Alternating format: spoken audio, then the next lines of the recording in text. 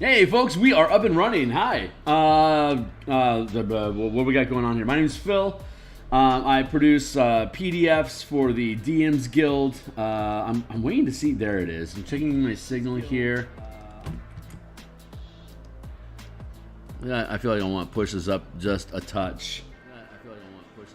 Okay, cool. All right. Hey, if you follow me on Twitter, I've just posted that I'm live on Twitter. We produce PDFs for the 5e Dungeons & Dragons. We publish them on DMs Guild.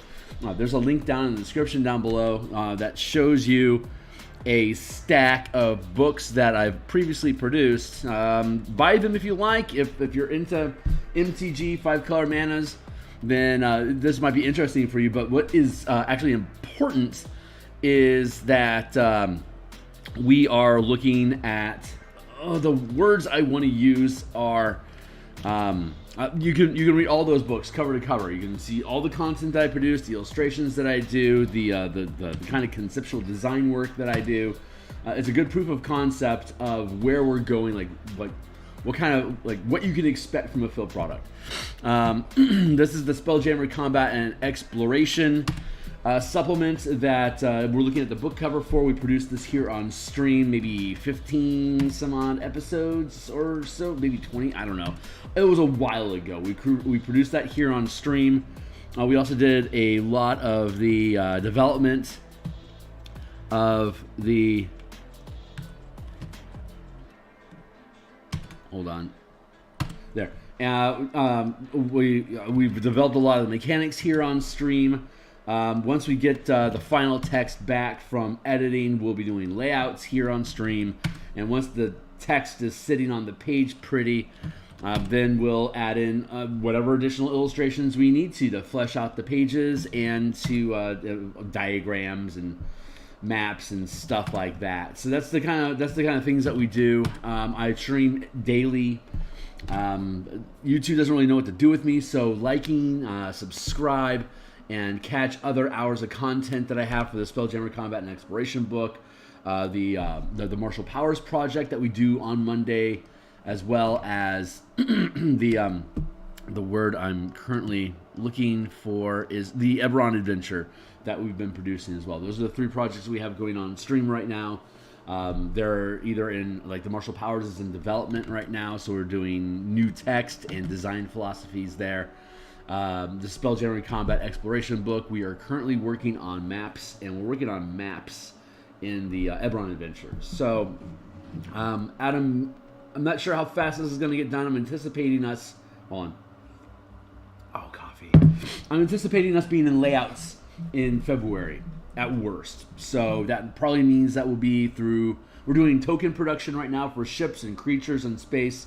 We've got a couple diagrams and maps that we know that we need. Once we get the content back from final edits, we'll know what additional diagrams we'll need to produce to get the mechanical concepts across that we've been producing for the Spelljammer product. And so once we get that back, then like I said, we'll know what kind of diagrams we need to create to get the points across, and then just whatever kind of illustrations it is that we want to put into the book to make it look cool. So, a little scattered this morning. Apologize for that. But I think what we want to do right now is we were adding in this blue effect for what could be structures, docks, boardwalks, as it were. That's right, and we had a little smudge effect we had going on over here.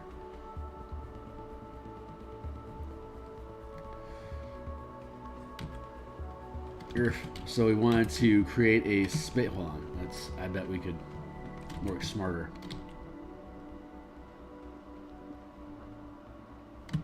Probably not. Smarter is debatable. Let's see, where was that thing I was doing? Here we go. Right on.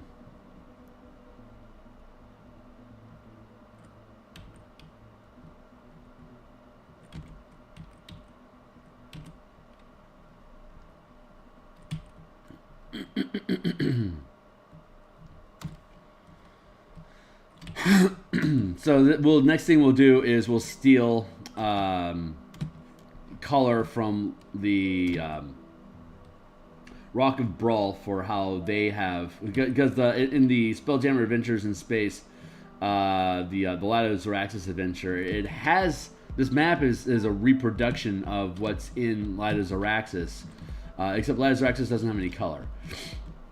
So we're recreating and colorizing the map, as well as we made the underbelly. And if you haven't seen the underbelly, it's in a previous episode, but here you go. Forest and stuff, so that people have things to breathe. So you don't have to dip this huge structure into a planetary orbit to steal a bubble of air. It's self-sufficient.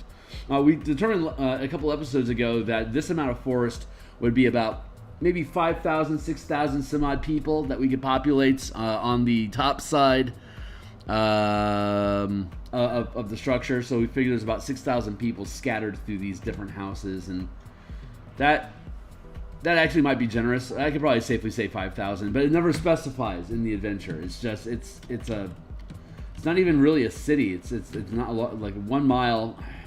El Terrell in Descent into Avernus is a 1 mile by 4,000 foot space of pure city, and it has something like 15,000 people in it. So it's very realistic that this could have only 5,000 people. I mean, it sits inside of 1 mile by, realistically, we fold up these wings, it's only about 1 mile by half mile, which could be up to 7,000 some odd people. So just dipping it down to, I mean, it really kind of cuts off here as to where residential stuff is at. And if you fold the two wings over, it's more like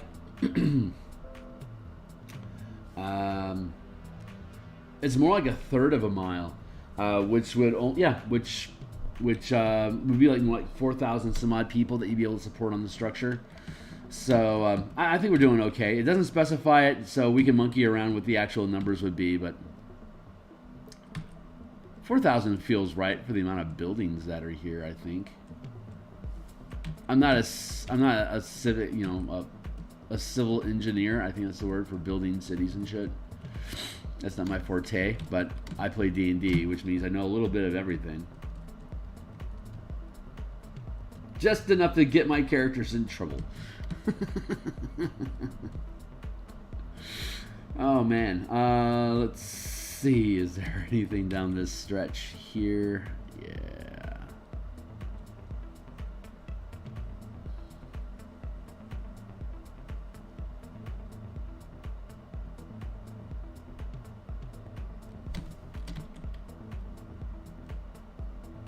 Actually, I'm going to leave that off.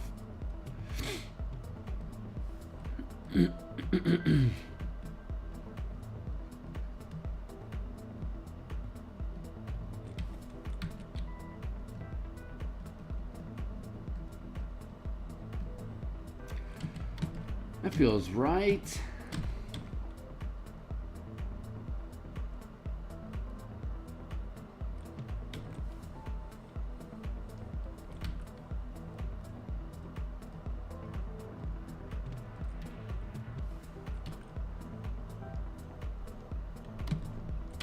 Do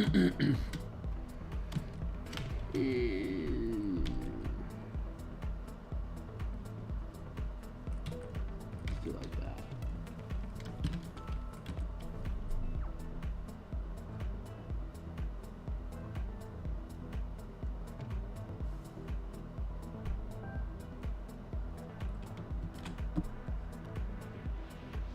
I'm gonna switch these back. See how that says.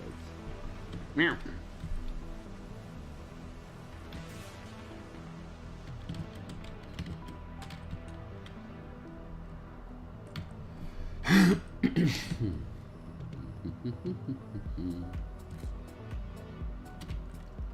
This all feels right.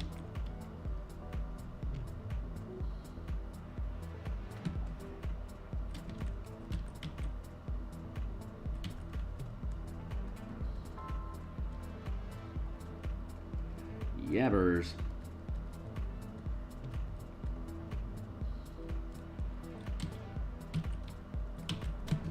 Okay, cool. That feels good. What do I have going on with this?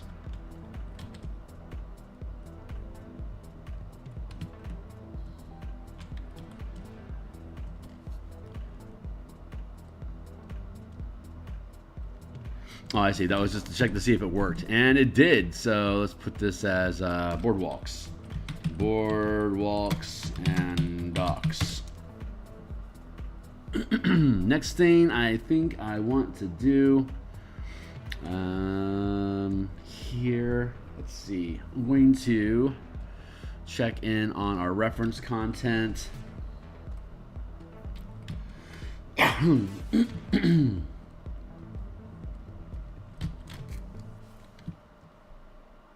Dry docks, interesting. I'm scoping. Okay, so when you don't see color, you have to steal color from other illustrations or photographs from the real world. So right now, what we're doing is we're just taking a look at. That is interesting. We're just taking a look at the different colors that they're using on the Rock of Brawl. This is the Rock of Brawl. Let's see, Rock of Brawl, cool place. Let's see. We can look at this is wall stuff. I kind of like that.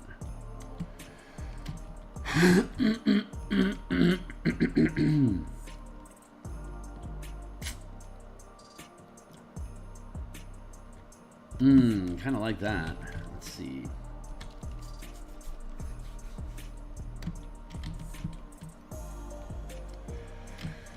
Let's start here. And what's this guy all about?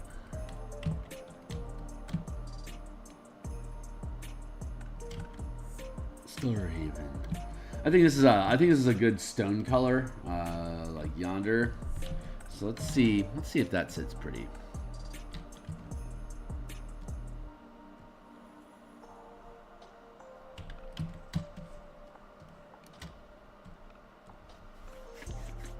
Oh no, that wasn't our goal. Although I gotta say that does sit pretty. So that was the boardwalk. This will be walls and stone. Let's dip down into here.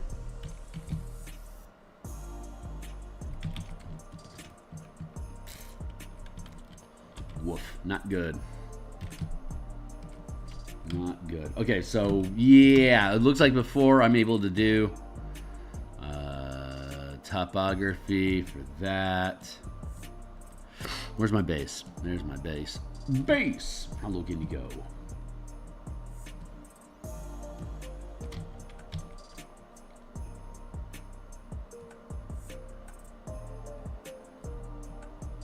Start like this.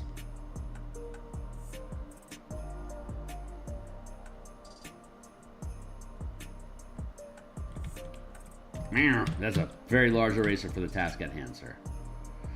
I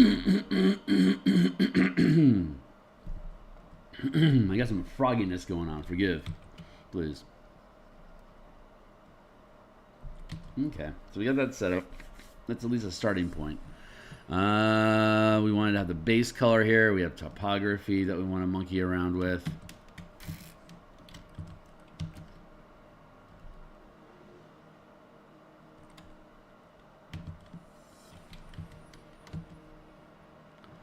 The French toast.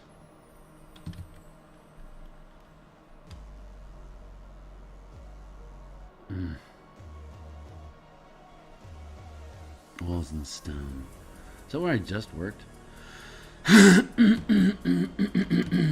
Jeez, McCrow, man, my throat is just blah this morning. What the actual deuce?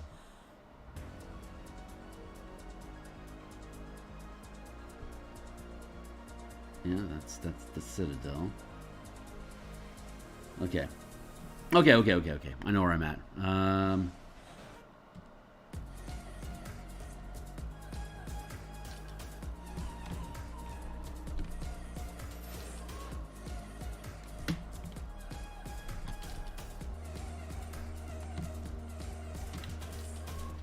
just gonna have to call this one a question mark because I can't find out where the hell that's at. Topography is. Excuse me, God. There we go. Finally, thank you. Get some coffee down my gullet. what we're currently arguing over is that I have the base here is the same color stone as they're suggesting for the parapets, towers, and walls, which is it's not jiving. So I need to go back to the rock and see, is there what kind of rocky colors they got running around here for us. It's all grass. That seems like masonry. So I can use this color for masonry. That's good. Grass, maybe. Do I want to? How about this? What's that? This is all, wow, this is all like this grainy grass type of stuff, and there's none here, so maybe I should be taking the hints from the master here. And, oh, what's this like? This is different gradations of a green. That's very interesting to me.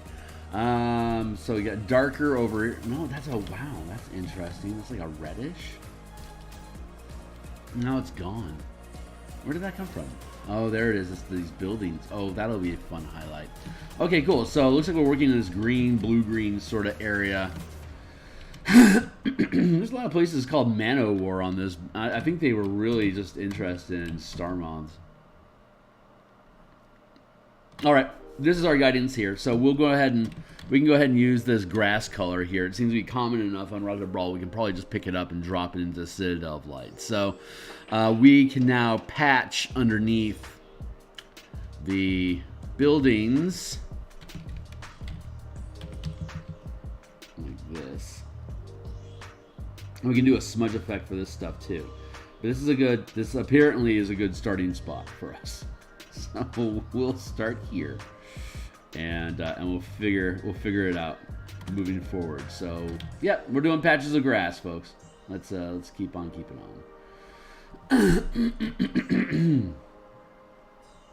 I want to have it just roughly underneath the blocks of building, like the literally they're blocks of buildings. First time me doing a color map like this, so forgive me if it's a rough ride. You guys are kind of in the creation process with me here. Topography, right? So buildings over topography. That's why that blue is standing out against this. That's great. That is what we want. Ooh, we want to fill all this business in.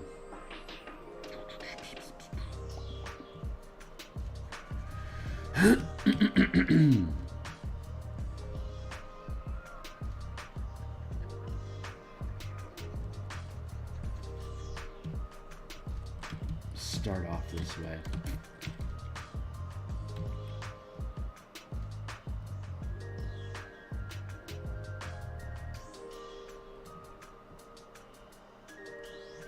Nope, we're gonna leave those bare.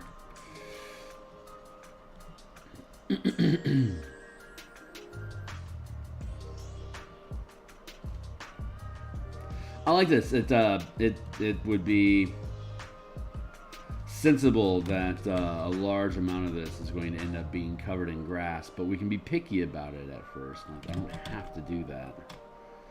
I can just let this stuff fade in, and this is helping us create this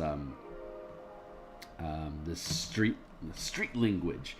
No, it's the visuals of where people.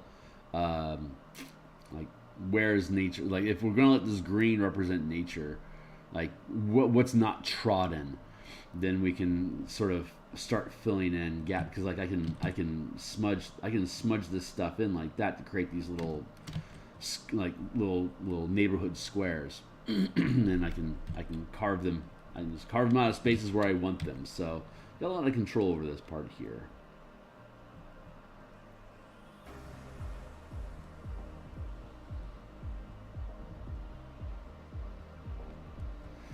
So we can fill in a lot of this and then carve some of it out. So I don't know. It's just we're exploring space right now. We'll see how stuff shakes out. See what we like, see what we don't. Mistakes will be made. We can erase them. Yada yada yada. But I'm liking the amount of contrast we got going on here. I think this is a good base color. Maybe it hooks us up with a little bit more oxygen.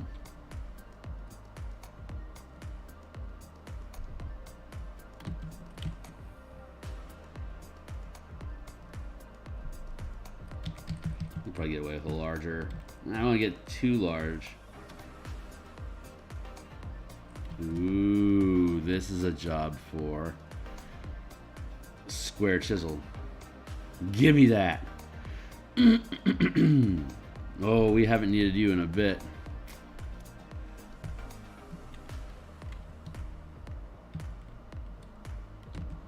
This is my other. I use a chisel, but this is the other, like my razor.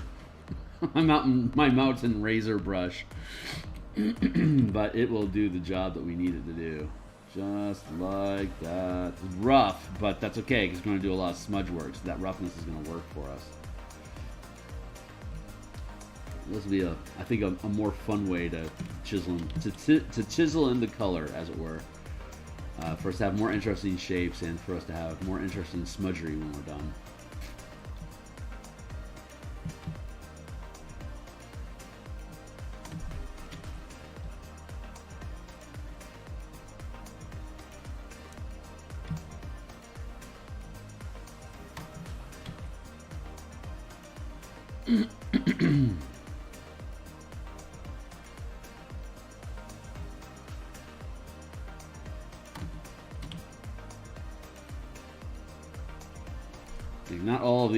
Not all of these buildings need to have like this grass layer underneath them, but I want to have it underneath the majority of them. So that way, ones that don't are more of the standouts. Like over here, for instance, I can anywhere there's trees should probably have some greenage going on underneath it. Oh yeah, I like that contrast. That's good.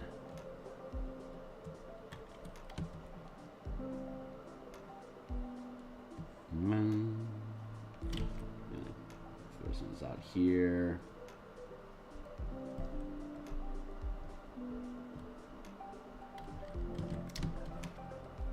Being very intentionally rough right now. Just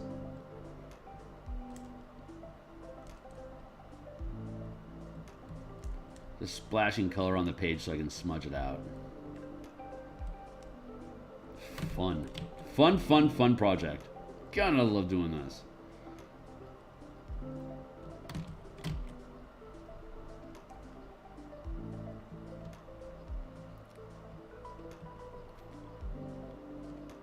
I'm already getting psyched up over the so when we built the initial squads and armies mechanics for controlling swarms and large amounts of summoned creatures, and then expanded into just commanding armies in general because we can. We had our initial take, like the journey here real quick is that we had the original idea of how to control or how to command troops, and it works. It works anywhere from a single shield bearer at your side to 20,000 miles of blood war. You can command both scales and everything in between just as easily using basic 5e mechanics. And the damn thing works. And we've got a number of playtests using those mechanics, and it's working beautifully. And then we developed vehicle mechanics, and then Spelljammer came out, so we continued to develop those mechanics for vehicles, expanding off of the squads into flying, Spelljammer ships. And then we went through a refining process of how can we get siege machinery to properly attack and be used in combat with the same frequency of action economy as a fighter would make, or a ranger or whoever would make attacks. And we figured it out. And then but we changed the mechanics to accommodate for this reload, aim, and fire mechanic loop.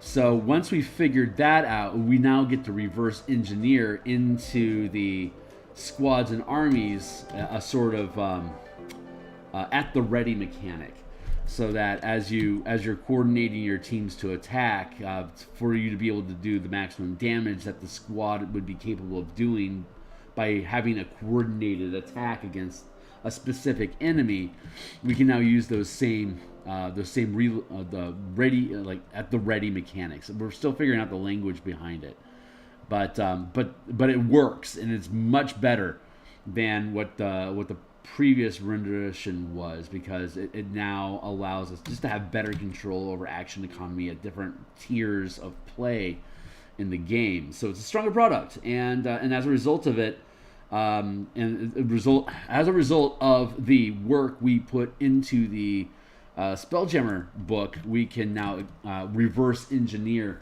into the squads and army mechanics to have a much sleeker product that is going to be much easier to understand, less fiddly. I'm really, really excited about that, and of course we want to use the Dragonlance board game and actual adventures, combat scenarios in the actual adventure with the command mechanics that we've developed, so you don't have to buy a $90 board game just to play freaking Dragonlance. So I'm really excited about that. It is going to take a while to bring it to the table, but we're going to develop all of that stuff here on stream, just like we did with the Spelljammer stuff and the martial powers mechanics that we've been working on. We just want to have more of this information for you guys to take a look at how it uses, and when things publish on the DMs Guild, of course, there'll be 100% preview, free for you to view. But obviously, we'd want you to buy the product for all the assets, like the maps and the tokens and stuff like that are included with it. But it's really exciting because we now have a clear path for us to be able to just build a stronger product for the armies and squads. And I'm just really, really looking forward to translating the combat scenarios that they lay out in the board game and inside of the adventure for you to have more agency in the Dragonlance campaign, to make more decisions about where do you want to position your troops, and how do you want to engage the content that they provided for us. So this is going to be an awesome year.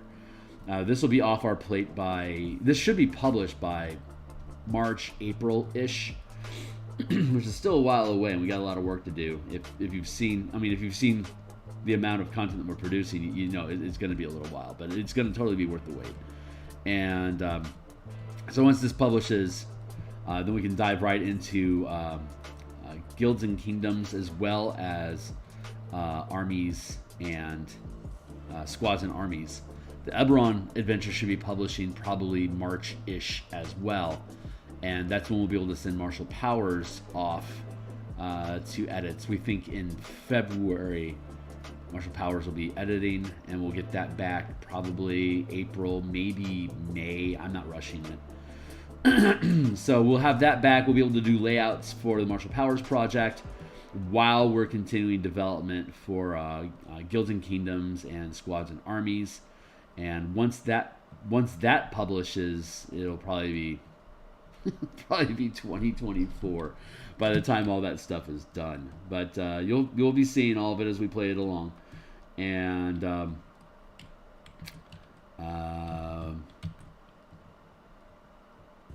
yeah, and then from there it's just we figure out how we want to play with 1D&D, and we'll take the next steps either on Patreon or continuing to develop books on the DMs Guild. We'll see what it holds, but all this stuff is should be easily engineered into 6th edition. It's being built for 5th edition. It actually works with Pathfinder as well. So once we lock down how these things work, maybe we'll make a Pathfinder translation to improve on the Kingmaker product that they have.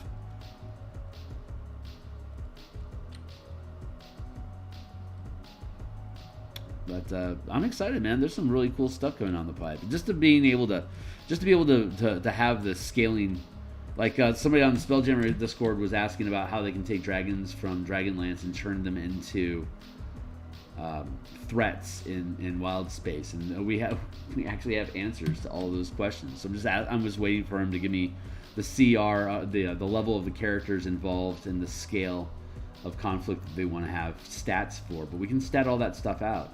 And so once, and since all my books are free to view, once we actually have them all published, we can just grab like page 72 of the armies book and page 35 of the Spelljammer's Combat and Exploration book, blend them together, and be able to provide an answer like, you know, this is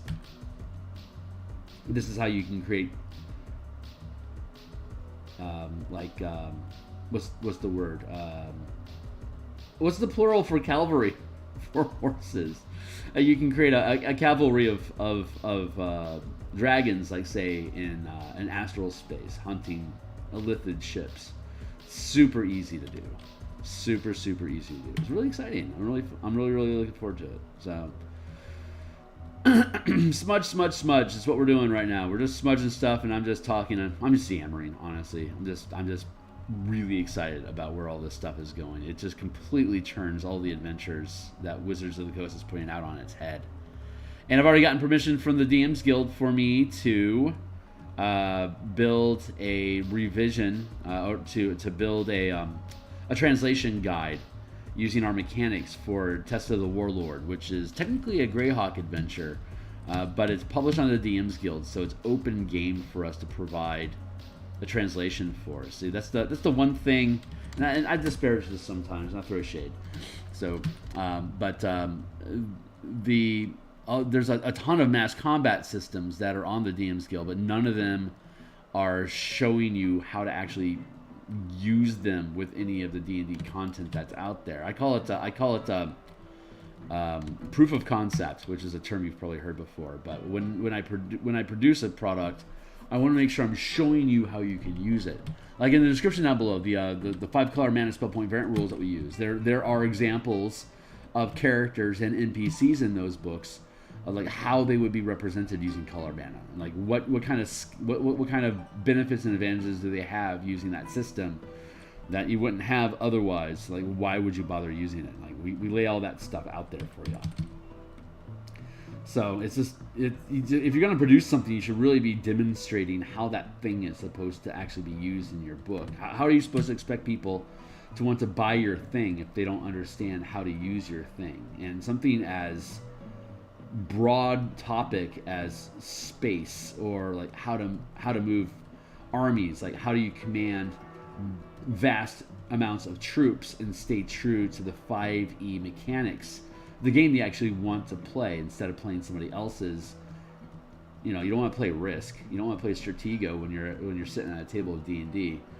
You don't want to play a board game when you're playing Dragonlance. At least me as a player, I wouldn't want to stop playing D&D and start playing a board game if I knew there were actual options for mass combat that are actually addressing actually playing the Dragonlance adventure just in mass combat.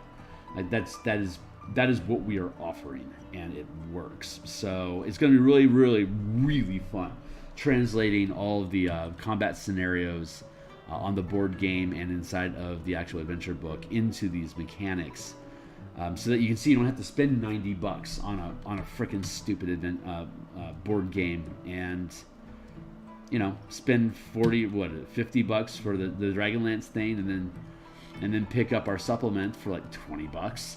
Save yourself $80. Play some D&D. It's exciting, man. It's really cool to be able to have a product that's affordable and more effective than what this multi-billion-dollar corporation came up with in 2 years. It's just like, I don't know. I'll put that feather in my cap when I get there, but we still got a shitload of work to do until we do. So stay tuned with us. Like, subscribe. Let YouTube know that this long form of creation is something that people are interested in seeing, and the only way that Google knows that people want to see it is by clicking like, sharing, subscribing, and then consuming, letting other hours of content from these streams just play out. I've got 120. Oh my God, I'm up to 122 followers. Thank you. And I've got about 800 hours of content viewed so far. So I need 4,000 hours of viewed content, and I need 1,000 subscribers for YouTube to start paying me for doing this stuff. And it's not going to be big dollars, but it would be a feather in my cap that will help cover the cost of production for how long these things take. So And it would tell me that, you know, I should stick around and keep doing this stuff. I'm gonna keep doing this stuff no matter what. It's just a matter of are you cheering me on, or are you gonna catch me in a year from now when I'm still doing that? God only knows. I mean, once these command books are off our plate, there's so many things we can do. I'm really looking forward to just choosing the next product. Honestly, just the decision making about what do I want to do next is. God, I love that. I love how much can be done with this D20 game, this 5e system. It's just super good. And even if 6e is a complete disaster license-wise, we can always produce content on Patreon. We can always, you know, we can always do DMsGuild if we really want to, or we can stick. I mean, who knows? We'll see how the license goes. But I'm so small fry that it doesn't really matter what these large corporate decisions are. I just want to create things, you know? I don't care. If I have to, like I said, if I have to post stuff on Patreon and just ask for you to give me $1 a week or whatever, so be it. Everything's gonna work out for everybody. Wizards of the Coast won't be the steward of Dungeons and Dragons forever. It won't become work. It'll be more trouble than effort than it's worth eventually for them, because corporations don't understand creativity.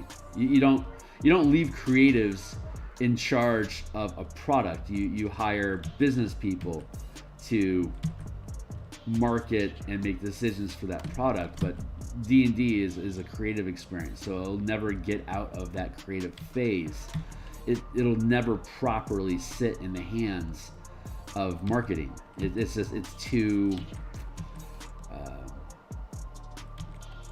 It's too much of an art form for it to be properly monetized by any company. A company shouldn't be taking on a role-playing game because they want to make money. They should be taking on a role-playing game because they want to be good stewards for the storytelling experience that the game can provide, whether it's high combat, high fantasy, high seas, or high fives. You don't get into role-playing games because you want to be rich. You get into role-playing games because you have a passion for providing tools and means for people to open their imagination. And if the ideas you have are good, then the possibility of you having earnings and being able to help other people build lives around it as a result of that passion is a very noble endeavor. But Hasbro just doesn't have any. It's a corporation. Corporations, by definition, can't have hearts. They are supposed to take the fastest means to create the largest amount of near term gain. Like they aren't here for longevity. If they could make more money for their stockholders by cutting up the company and selling it to different, you know, just selling the pieces off like an equity liquid. What was the word I'm looking for? God, there's a word for it. When corporate raiders, when you go in, buy a company, tear it apart, and then sell it for pieces, and then move on. Like if they can show that there's profit in doing that over what they would do by staying active in business, then shareholders would compel them to tear the company apart. And which sounds great to me. I hope Hasbro takes so much loss that they have to sell off D&D to somebody else who would want to be a good steward. So art should not be in the hand of corporations because of how corporations are, again, required to maximize profitability at the expense of the creative process, of the time that it takes to build something, the care that it takes, the amount of people that need to be around to check your P's and Q's to make sure the thing freaking works. Like, these are all unnecessary expenses in a corporation's eye. So it will never be properly loved by a corporation. Doesn't really matter, though. They got it right now, right? So cry some more, Kearney. Cry some more. Eventually, everything's going to work out okay. WotC can't ruin D&D because D&D existed before WotC. All WotC can do is just be a bad steward.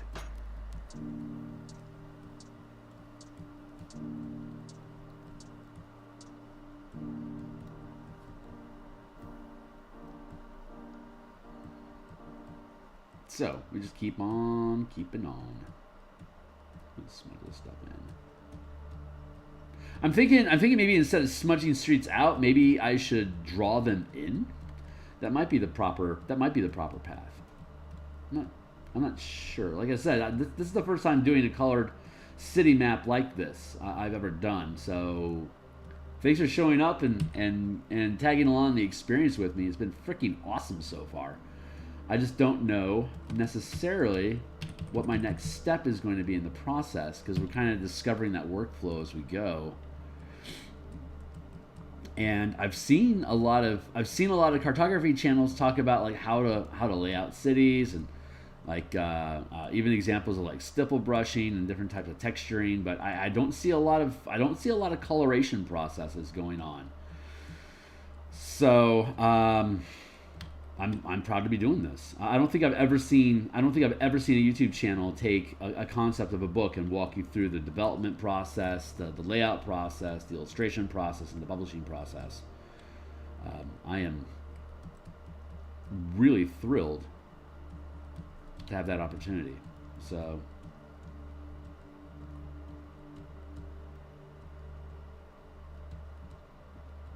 and this book is it's like 70 some odd pages worth of like mechanics about how gravity, air, creatures, combat, movement, time, space, Final Frontier, all that stuff, how all that stuff folds together into this product to be used in Spelljammer in general as a cohesive set of rules that all fold in on themselves and self-reinforce how you can have adventures in space in a fantasy setting.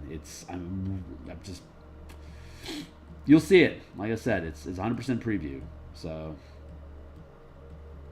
I think there's a link to the playtest document that we have down below, including all the armies, squads, guilds, kingdoms, vehicle, and Spelljammer, the initial mechanics prior to revisions. But like I've been saying, we've gone through a lot of mechanical revisions, so those are not the bleeding edge of design anymore in these concepts. The concepts that are available in the playtest are an earlier version, honestly an inferior version of what we got going on right now. So you can, but I mean, the scaling, the interaction with the environment over time, troop movements, all that stuff, it's still legit, and it's still in there. A lot of it hasn't changed, but a ton of it has. So I mean, like maybe a 50-50 split between what's still legitimate content and what's been mechanically altered, as well as just terminology that we've been able to come up with to express how this stuff works. We've done our diligence to making sure that we retain a pure product for DMsGuild publication, while you can still get a taste of where all this stuff is going in the playtest document that's down in the description down below. And all the stuff that we've developed so far, you can run from level 1 to 20. And we were working on level 15 in Descent into Avernus, using Spelljammer ships to fight Zariel over the city of Elturel, and that was super fun. Super freaking cool fun.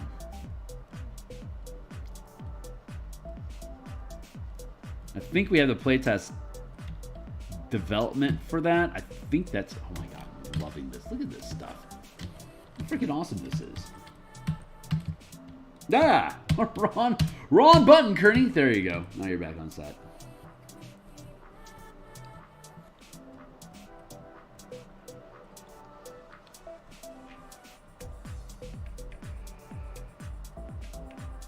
The Eberron map. Okay, great. This is Thursday, so this. Oh my god, I don't have a timer set. 6:45. Oh my god, I've got 80 minutes left. This is freaking awesome. Set a 20-minute timer. Keep things kicking.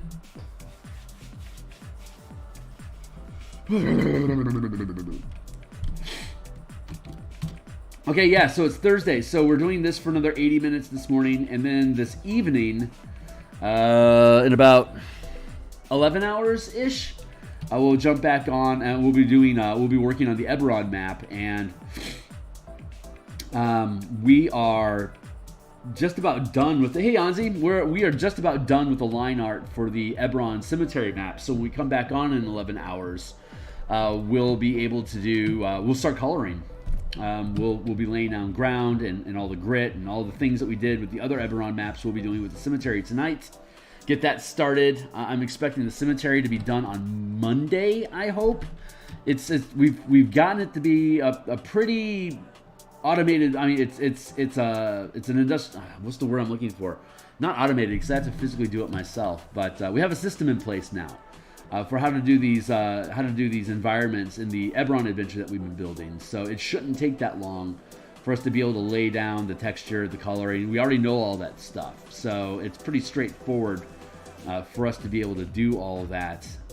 I'm hoping we can hammer through the color on that Eberron map maybe like in 8 hours.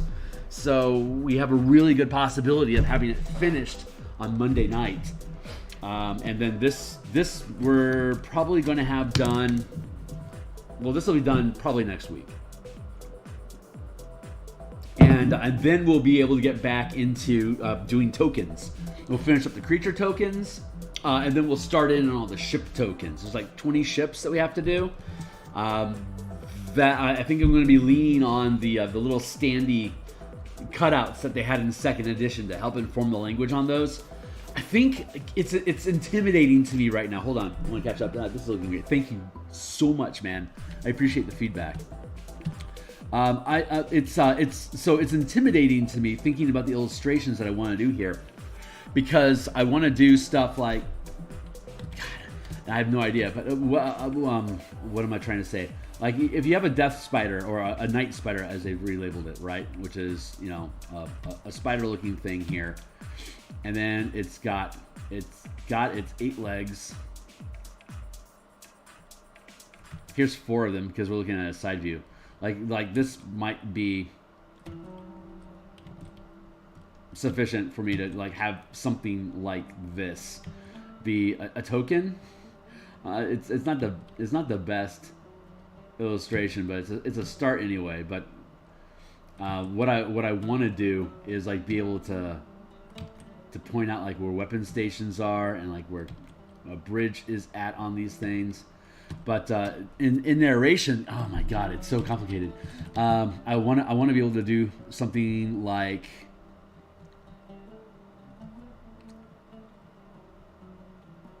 I can have the Niyogi ship here, and then I can have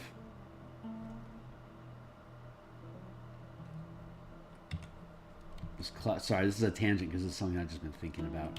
So I want to take a few minutes to do this. I can do like little illustrations like this for a Niyogi ship. How do I want to do it? I want to and I'm like, what? You're like, what the hell is going on with your face, Phil? What is your problem? And so here, and then I just want to get this. I just want to get this off my chest real quick to get this thing here. Like this, here's like an underview, right? And so if you've got a wasp ship like this, I want to do something like this for my wasp.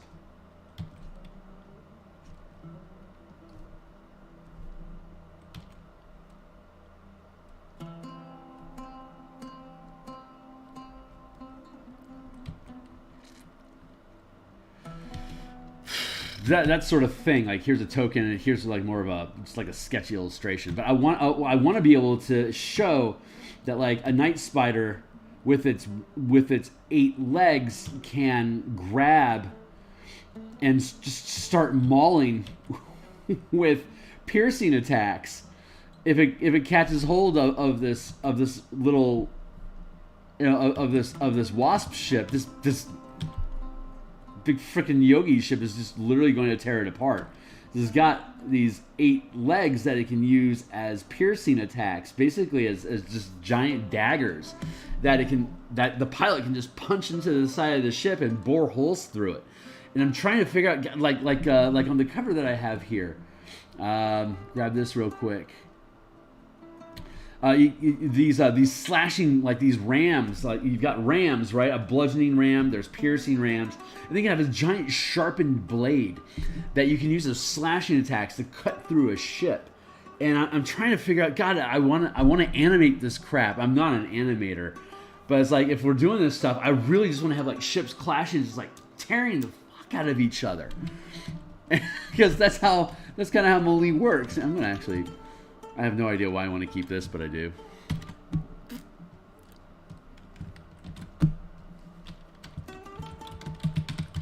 Ship tearing, but I'm trying to figure out. It's intimidating to me because I'm not sure how to properly illustrate without completely murdering myself on how to depict these melee combat. Like when you're piloting the ship, you're literally breathing, like you're empowering it with your own life. It becomes a part of you. So yeah. So while you're piloting stuff, you can like move these limbs around and like attack things, and like you can like crawl across the surface if you've got these legs, and you've got all these ballista crews that are basically, it's like you become like this giant 400-foot long beast that's just wading it through and like smashing and cutting through things. We've got these siege teams that are firing weapons off of your back. Like that's what it is to be a pilot of a Spelljammer ship, and I'm trying to. I trust it's going to end up okay, but I just have no idea. Like, how am I supposed to properly envision, like, just the visceralness of being able to, like, move your, like the reason why these ships have these, like, bug wing motifs and, like, this swimming effect is because you are becoming this creature in this free-floating environment, and swimming and flying are the only things that make sense. So you want to have to be able to move your body around to be able to get that manipulation going, and this narrative style of what spelljamming is, of taking command and embodying your soul into this machine so that you can it's like Neon Genesis stuff, you know, but it's fantasy Spelljammer tech. So I'm really excited about that, but it's like, how am I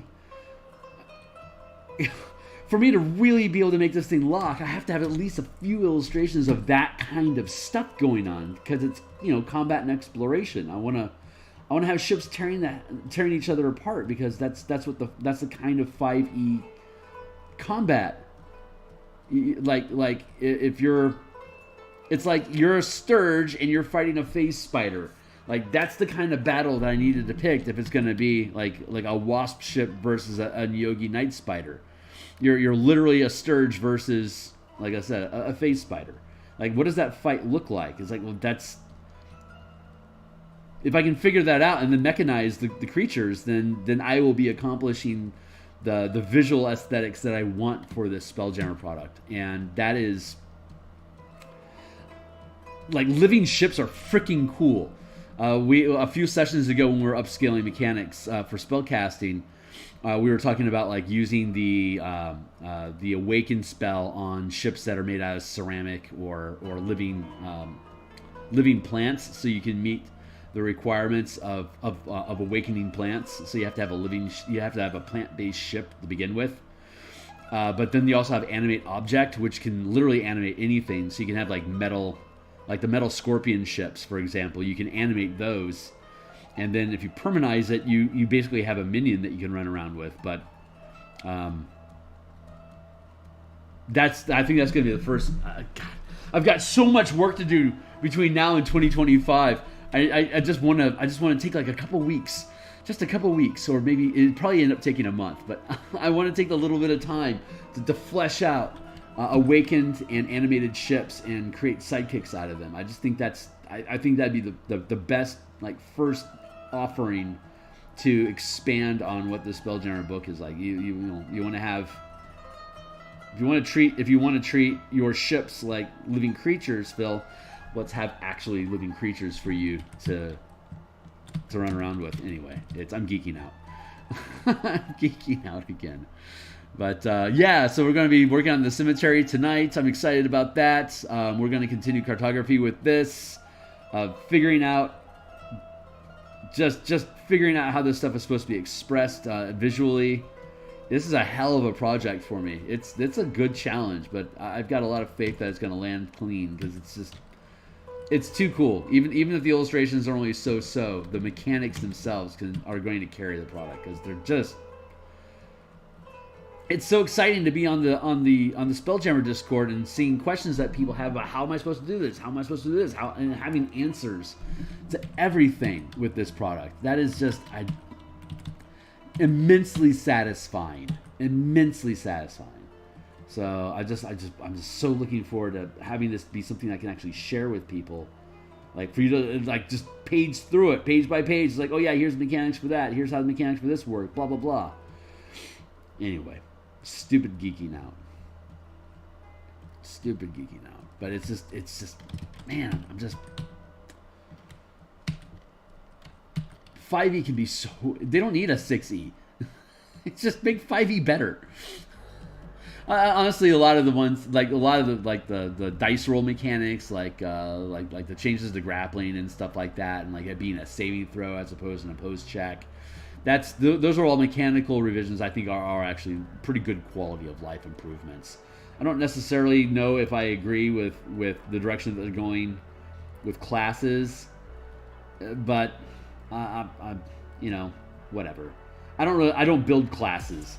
I build subclasses at most. I build mechanical systems, like overarching structures, like combat systems and mana systems and ability check systems. I don't really get into the nitty-gritty of individual characters. Probably because ultimately I can scoop up all this stuff and build my own RPG out of it, and my design aesthetics for scaling character power over time is pretty different from where 5e is at right now. So I think I'm more interested in building large mechanical concepts that can fold into any D20 game that I can then run off and build my own with, as opposed to, you know, making the Soul Knife a 20 level character class as opposed to like an archetype. So anyway, I think what I'm saying is my scale, my design aesthetics are such a larger scale that it doesn't really matter. Like I could take all this stuff and I could retool it to work with Pathfinder if I wanted to, and I could retool this stuff and use it with Powered by the Apocalypse if I wanted to. I just have to make changes to the resolution mechanics that we use to fit the specific game, but the overall concept and approach to how we look at scale and how we can interact with individual characters commanding large, either large amounts of troops or large or like supersized objects. It's basically the same mechanics. So it's yeah, I really don't care what happens with 1D&D and all that drama stuff. It's just it'll all sort itself out, and once we know how we get to play, we're just going to go back to playing, just like we always have.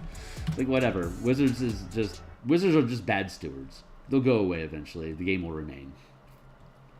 A corporation can only tolerate trouble for so long before it starts to become desirable to sell off your assets to make a temporary gain, as opposed to committing to the pains of being married to a legacy game system like this. It's like at some point corporations are just going to bail, like a bad dad.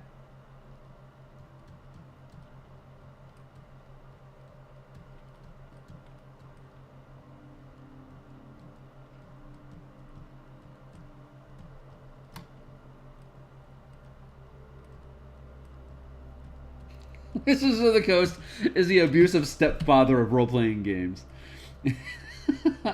TSR went insane, and so D&D kind of got dumped into the system and ended up with WotC. And they seemed okay for a while, but it's getting creepy now that the game's been around under WotC's stewardship for 20 some odd years. It's WotC's getting creepy and a little handsy. And it's time. I don't know, man. Maybe it's time for D&D to go find, to strike out on its own and get into a relationship with somebody that hopefully isn't abusive.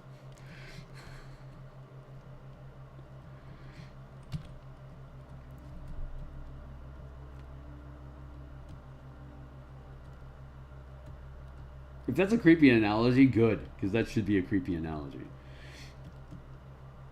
Because that's how a lot of people feel about Wizards of the Coast right now. Like, they're just being creepy.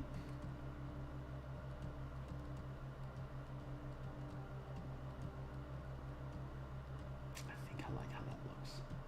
I'm not sure. God, I'm not sure how much I'm supposed to scrub this stuff in. it's well, if it's grass, if it's like it's tarmac, you know, it's a natural fade and some splotchiness is probably a good idea to represent how that patch of greenery would actually sit in the flow of traffic. But the resolution here is so small. I mean, this is a 300 DPI, but that is not a lot. Oh my god, that's so sloppy. I'm starting to look at the buildings way too closely now that we're working on color. I'm like, oh my god, these are so sloppy. I do not want to go over this entire damn city again to clean up the line art. I am really resisting the urge to just go over the entire thing again. It's like, this line art can be better. It's like, dude, you gotta stop at some point. Like, there's only so much production value you're gonna get out of clean line art at this scale. Like, this is the scale of battle we're really looking at. Like, you drop your ship in here. Hi. Like, if this is your ship, I'm a night spider. Like, this is literally the scale that we're working at with your ship running around. So, like, I don't really need to worry about being this freaking close. Anyway, I'm gonna get out of this. I'm gone insane. Let's keep working the problem, Phil. You're obviously exhausted. I was up pretty late last night. Pushing pixels on the cemetery map, so we'll be ready for tonight. But we're committed to our craft. 7 o'clock, it's time to rock. Cancel out of that. Let's start again.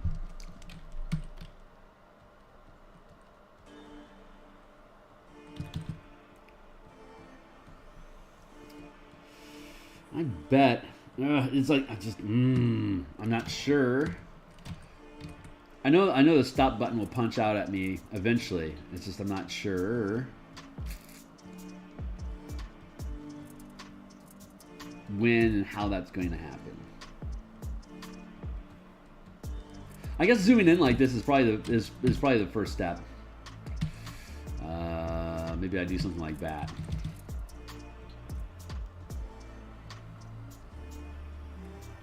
We might be able to get away with not drawing streets specifically and just smudging out the terrain so it's worn paths instead of like this central strip here. I can probably do like an official cobblestone path that leads to it because of the significance of going from the royal castle to the citadel itself. It seems sensible that we'd have a clear path like that, you know?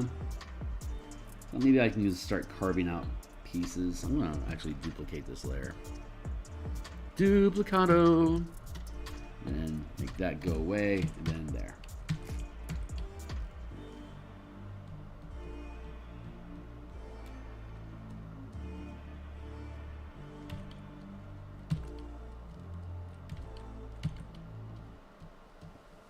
Yeah, this is a forest area, so I don't want to chop up the green in here too much. But it does need addressing, so we'll do like that. I think that should work.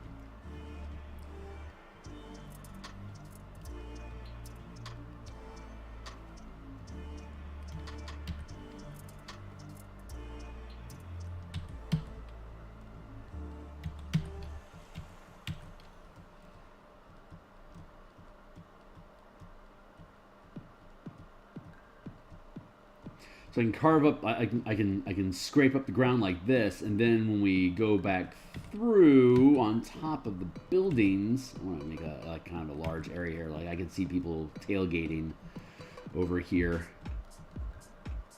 Like have a pub here and like this, like a general store here. This could be where the kids hang out when they watch the Citadel destroy a planet or some shit. Whatever it is these monsters do for entertainment.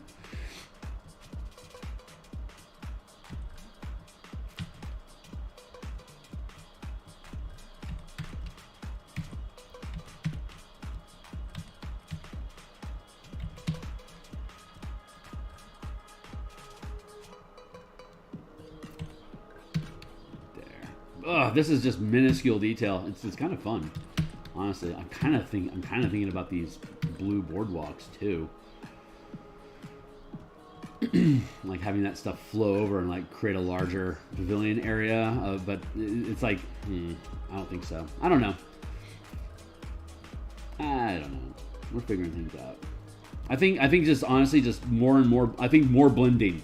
Normally, the solution when you're not sure where you're at in a piece, normally more rendering is a good solution. Just keep pushing pixels until they sort themselves out and make it more evident to you what the hell is actually going on in the piece.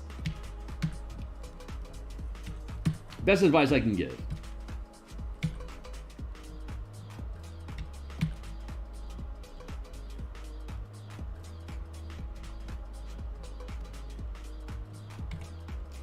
I don't know. I don't know if it's actually good advice or not. Like when you're lost, stay still. Like how are you supposed to stop being lost if you don't keep moving? I can understand that there's a risk of getting like more lost, but if you're already lost, staying still is not a viable answer. Like, I don't know where I am. I need a reference point. Like you have to leave the spot you're in to change where you're at. I don't know how else you're supposed to do that. Like I don't. Maybe it's just Saturday morning cartoons betraying my memory. But I could swear someone somewhere at some point said that staying still when you're lost is a good idea. And I guess if people are looking for you, that's a viable conversation point, but it's just...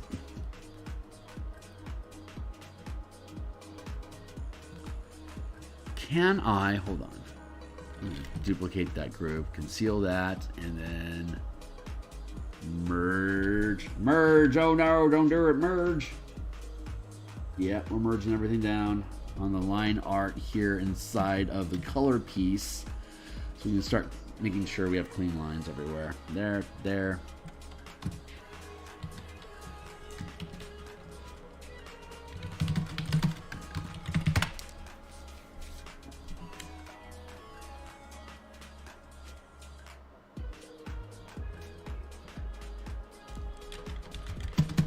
We'll do it like that.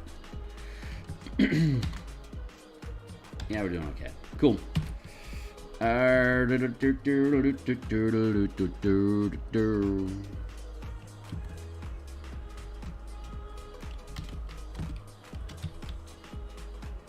Uh-oh.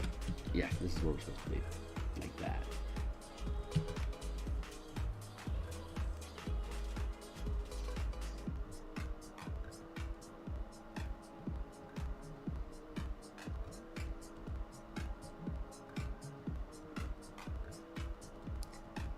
It can be intimidating to not know what the solution to a problem is, but to continue just pushing pixels anyway because you don't have anything better to do. Like, what else are you gonna do? You gotta finish the freaking piece, right? It's it could just be that I've logged in like 20,000 hours worth of this type of work or not, but it's I really do find that if you just keep pushing it, you're in. Well, I guess you have to train those instincts in the first place to be able to manifest solutions for you just from nothing. But that is seriously what ends up happening is a solution just pops out of the sheer brute force of staying on the picture. Like it will eventually get good. It will get good. And it's been, I mean, knock on wood, it's been a while since I've had to actually just bail on a picture completely. It's like, I don't know how to do this. I have to leave and start something over completely different. Like, I've been to that point, but it's been a while since I've been forced in that situation. So I'm really hoping that I don't run into that problem at any point during this project. But like I said, there's a lot of different visual elements that I've never dealt with before. I'm not sure what the solution is.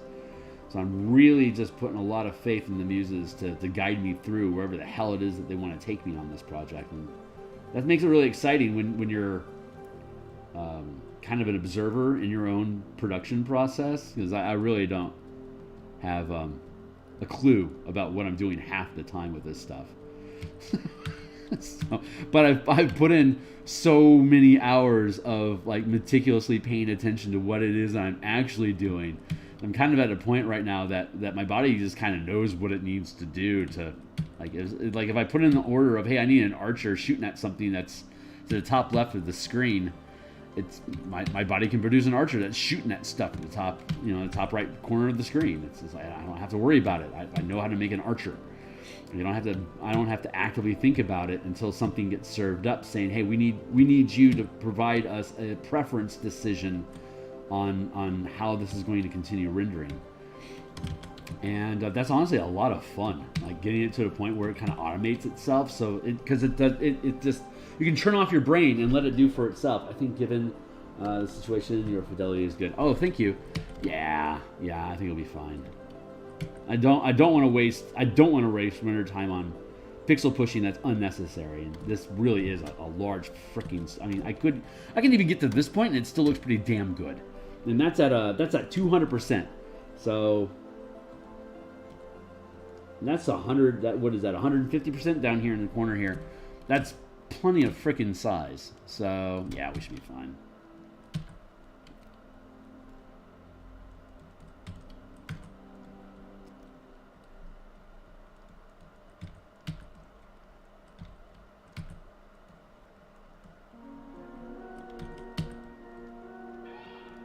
Whoop.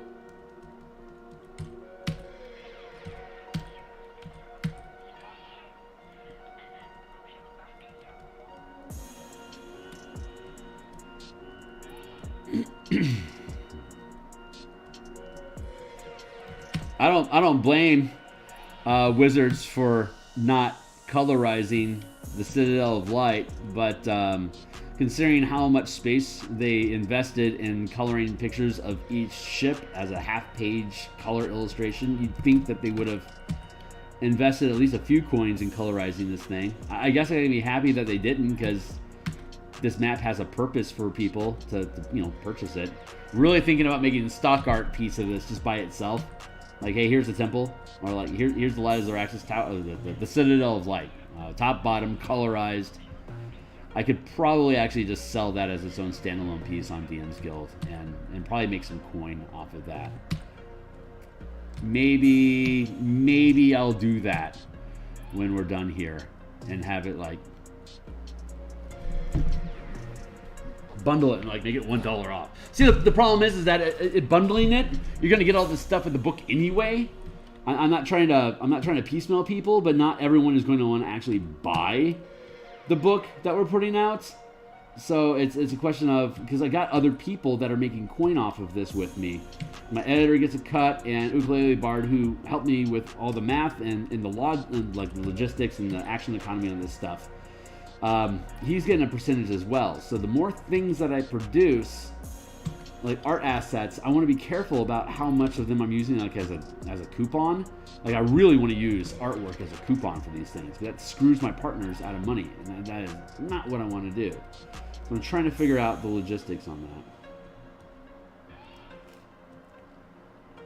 Maybe I don't know. Maybe I give them a cash payment of roughly equivalent value for what we're producing here, so that they don't lose out. I don't know. I have to figure that out. I'm so used to doing projects on my own that I never had to worry about, hey, how much is this pay what you want being a coupon book for this project that you're working on? How much is that going to take away profits from other people that got involved in this because they're going to get a percentage of it? Like, I don't want to nickel and dime other people in the effort of pushing this out there, but at the same time, I don't want to rip off the consumer purchasing something that they're going to get with the book overall. But if they don't see it, how are they going to? I don't know. It's a pickle. I'm figuring it out. We're figuring it out. That is the one issue I hadn't considered when I wanted to start being more of a production studio sort of thing, where I'm bringing in other people with good ideas and having them invest in having those ideas manifest, like we have with this book. I really don't, just because I'm the artist and the producer and the project coordinator, I just don't want to cut people out of potential gains. I want to keep a good working relationship reputation so that people are going to be excited about jumping in, not to be like, oh, Phil's just going to end up making a bunch of stuff on his own that brings down the value of the book. like, I don't know. I have to sort that out. It will sort itself out, but it's something I'm thinking about. Like the Awakened Ship sidekick idea, like that'd be like a $3 thing that I would then buy down to being like $1 with the bundle. I don't know, maybe just shaving off a couple bucks off the book isn't so bad if it means we're going to get more sales out of it. We can bulk things up on top of it.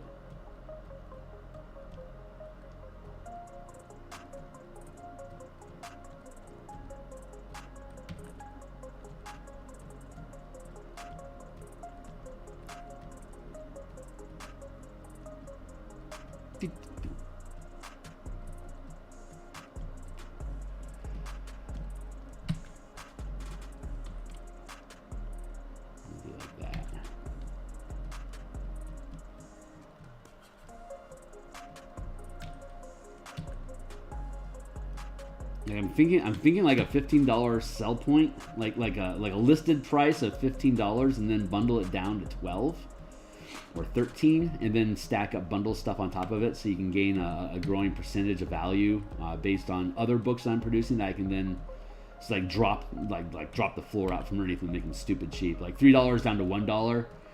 And then, like, if this book is $15 and then make it, like, say, $13, then if you buy those two things together, it's only $14. So you're actually getting value. Like, you're like actually actively gaining leverage for buying this with the sidekick book. And then, like, I could do, like the map pack assets thing and launch that separately and, like, make that, like, $5 and then sell it down to $2. But then, like, make this from 15 down to 12. Plus the other book, the full bundle now is $20, but you're getting $4 off overall. So it's I don't know. That's a way to do a bundle, but you kind of have to have a stack of books underneath you. Like in the description down below, the mana, the 5 color mana bundle I have, there's like 5 or 6 books in there at that point, and a lot of them are just pay what you want coupons. So I just want to make sure that my team continues to get value out of this, and they're all professionals. They understand bundling and lowering costs for sales and stuff like that. So I don't think I'm going to be burning any bridges in that sense. I just want to make sure that when I do it, everyone feels like they're getting value out of it, and that it's a good business decision to do that. So there's so much we can do with this book once it's out.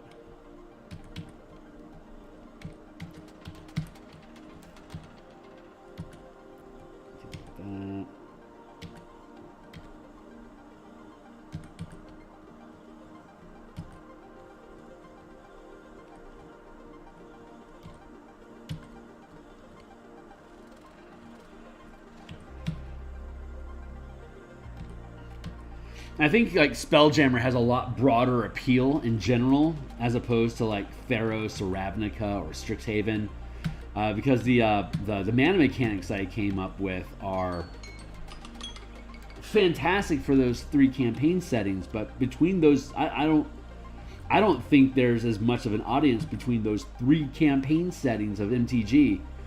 In comparison to Spelljammer. Like I think Spelljammer has probably twice the audience just right off the bat, just because it's a legacy. I think there's just more. I think there's more opportunity for growth with Spelljammer and mass combat stuff as opposed to color mana. And I love color mana, but I think it's still too niche. Like Wizards needs to invest a lot more into MTG settings for us to continue building, like to grow the Magic RPG audience. You know, I don't know if Wizards is planning on attempting a separate product for MTG, kind of like they have for G.I. Joe, Transformers. It'd be a real kick in the teeth to drop D&D out of the MTG equation. I don't know. I just don't know how they're going to play it. I just don't trust them.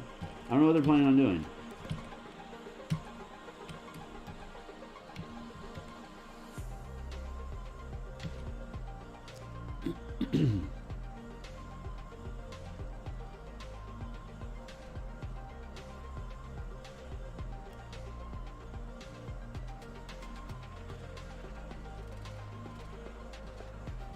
This is starting to, I think we're starting to look pretty good here.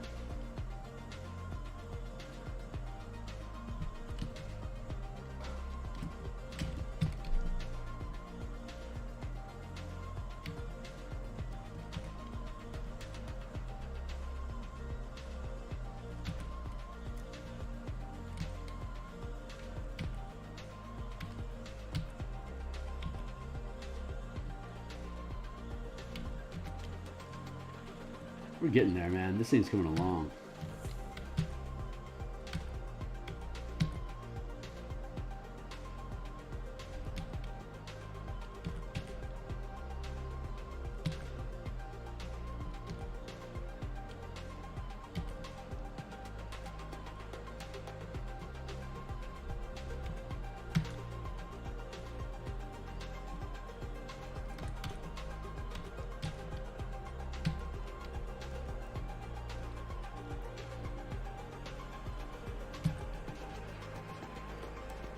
I like how the bareness, like how little grass there is as such an obvious indication of like foot traffic. I mean, obviously less grass and foot traffic is like a no-duh thing, but it's something you actually have to actually think about when you're drawing a map. Like where is the natural foot traffic in this environment that we should be removing the depth of green in that area, you know? Like here, for instance, that this would be a more worn out path than like say over here, or like maybe between these buildings, not as much.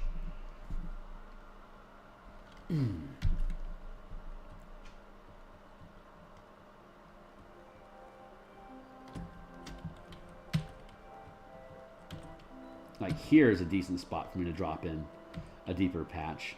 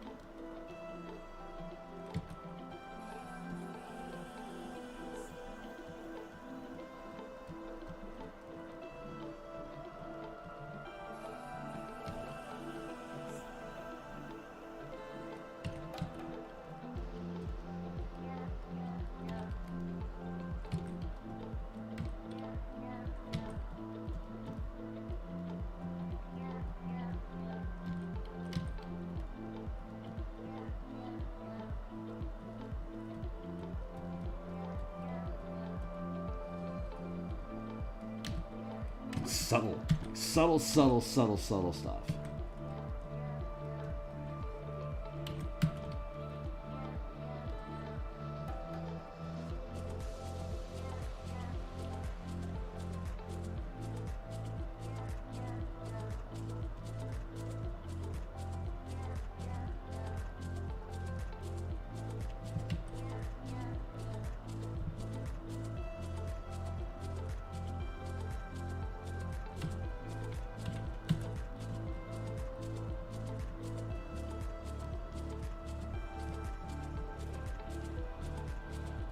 Now I'm starting to just try to figure out like what's my endpoint. I think I was talking about this like maybe 40 minutes ago. What's my endpoint on this stuff? But as I just keep going on, I just keep imagining like where are people walking around in this place? What are the natural paths? And I keep finding more opportunity just to explore what's this alleyway like. You know, it's like that's what's so fun about this creative process. It's like, well, that's a fun little cul-de-sac in there. Maybe we should flesh that out for a moment. 1,000 moments later, like, oh, this place is pretty cool.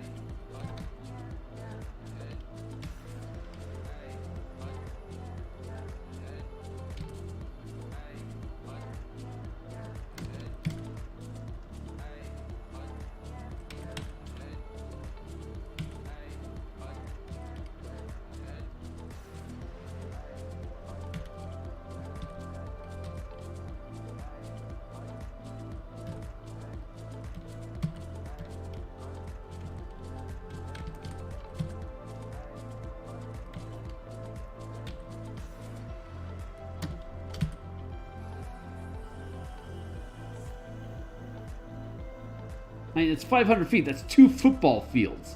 That's huge. Freaking huge.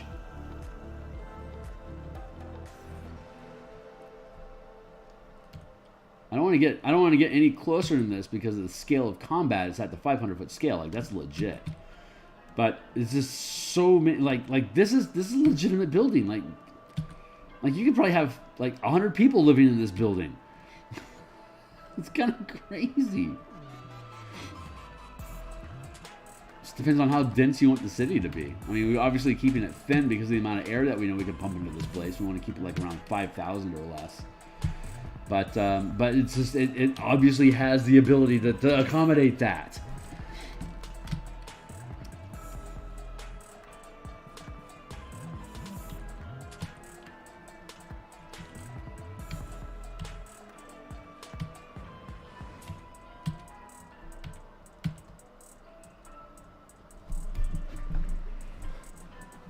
Ironically, well, this is a 300 pixel map because of the resolution of the buildings.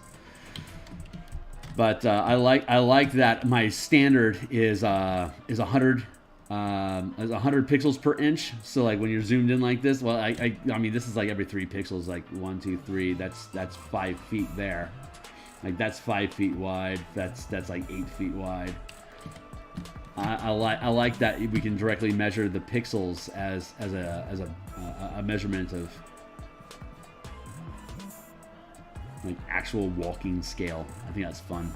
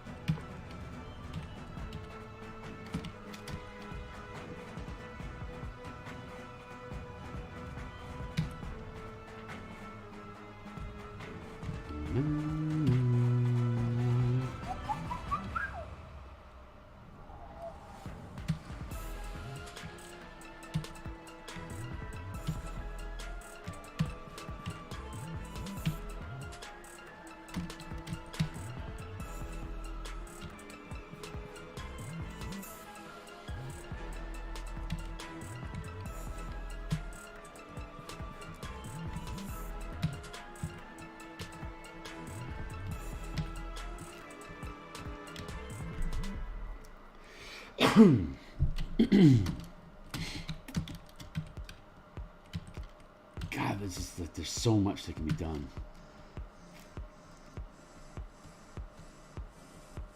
I don't think I need to be a perfectionist on any of this stuff, but I definitely want to pay attention to it. Like, I don't need to outline every single building. That's a little ridiculous. I want to have some of this greenage stay in here, but I also want to be logical about where would the better spots be. So,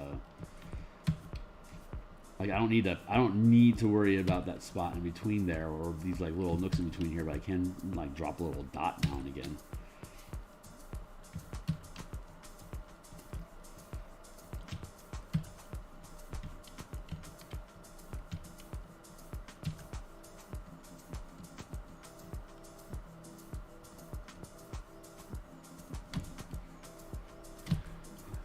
Pretty happy with where this is at.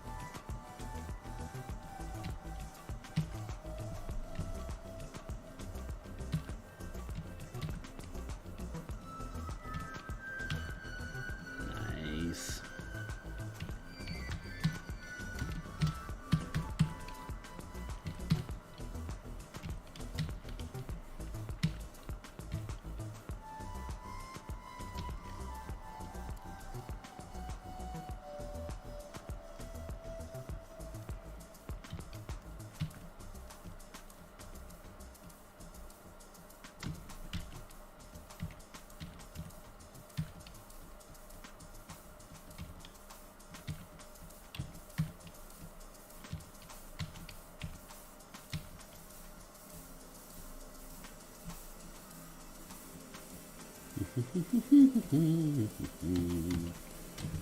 pretty good. Feeling pretty good about this area here. I think I can probably safely step the hell away from here.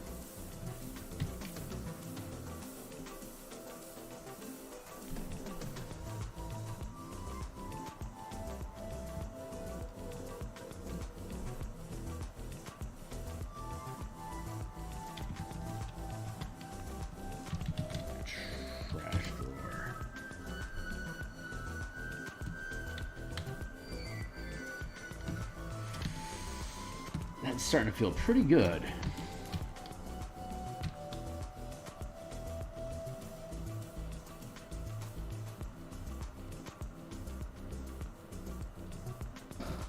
$7:30. Okay. So we're gonna pop here in about 3 minutes, and then we'll have this will be when the alarm kicks in 3 minutes. That'll be our last stretch for the day. So let's see if we can get out of this corner and start broadening what we're. I think that's pretty good. I think that feels pretty good. Drop these in here.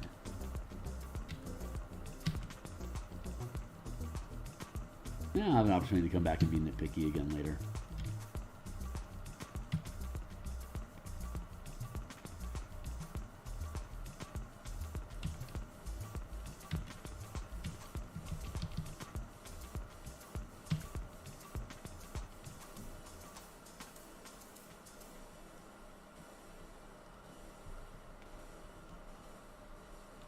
That feels pretty good. I can come into here. So we're fine. We're good up here. We're gonna call this area done for now. Now.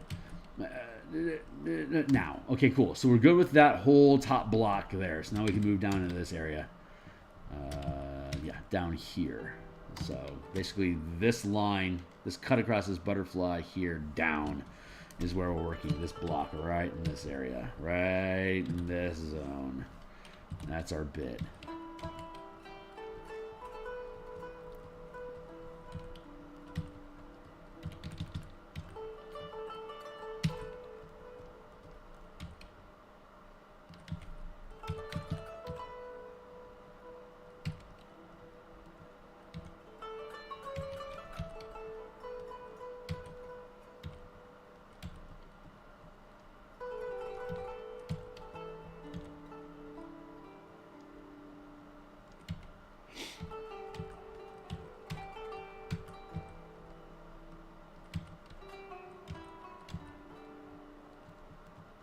I need paths in and paths out and then all these little spots.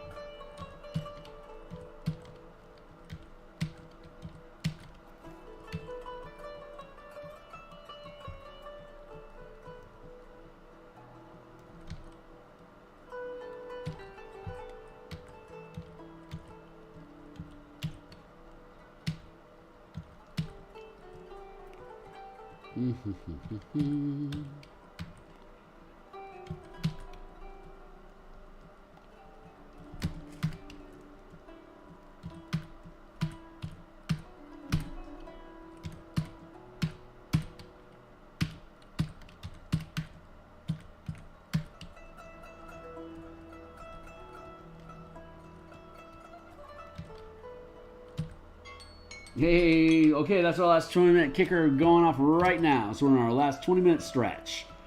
Last 20-minute stretch. I think we're going to be able to get this quadrant built out properly.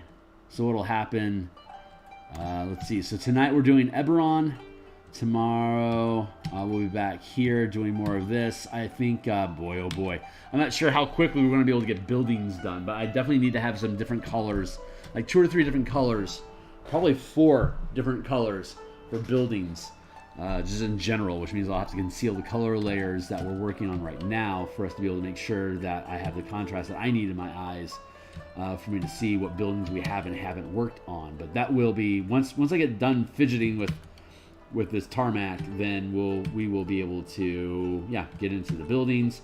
Once we get done with the buildings, I mean, once we do the buildings, once the buildings are done, they're done. The whole map is done. I also have to do a black background and a new edge cleanup, which will be easy enough to do. I can just use a masking layer, which will probably ultimately be the best one for me to use instead of trying to cut out each individual. I was talking about like using an erase on each individual layer, but honestly, just a masking layer will help take care of all the cleanup, all the edge cleanup that I need to do. I'm finding I'm using masks more and more often, which is something that professionals like professionals that do YouTube stuff, content production, like tutorials. I keep seeing them leaning into the idea of you're going to want to use masks, and I've resisted that for many years, but I'm finally seeing how wise masking is just for general cleanup. So that's a fun thing to discover. That like I have the ability to continue getting better with my craft despite how long it is I've been doing this. So that's always exciting to be able to discover a new level of confidence and power. Run your mouth when I'm not around is easy to achieve.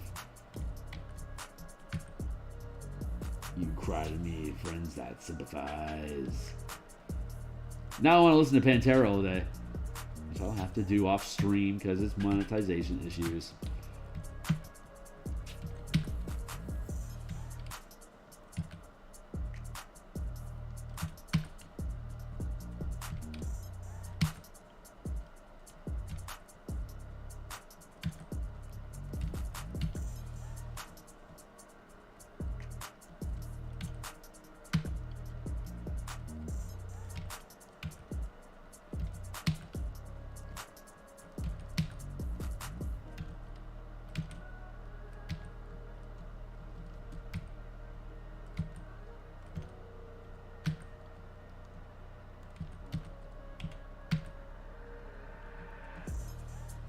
Yeah.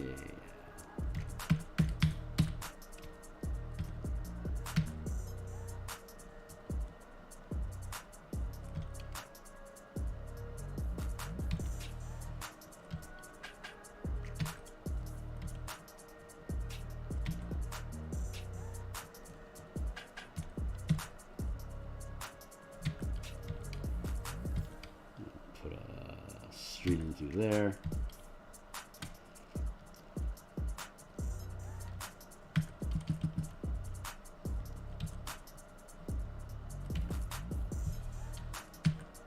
I'm mildly concerned about how supplies and munitions get out of this place. It gets led into like these narrow passageways pretty quickly. I feel like I need to knock out this whole row of buildings just to open up a pathway through here, but I don't know.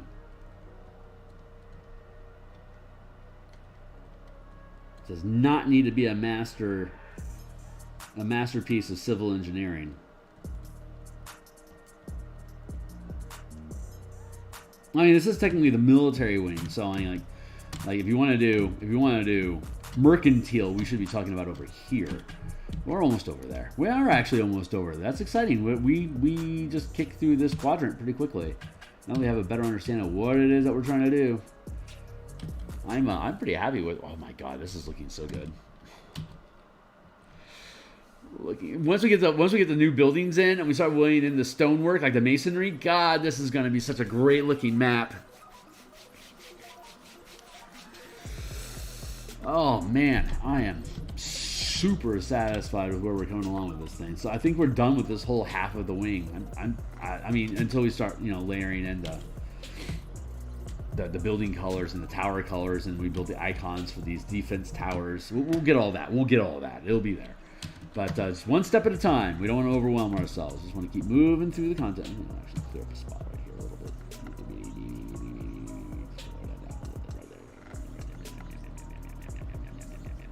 There. Cool. Now we can get back into this mess over here. We can clear out some of this stuff like that.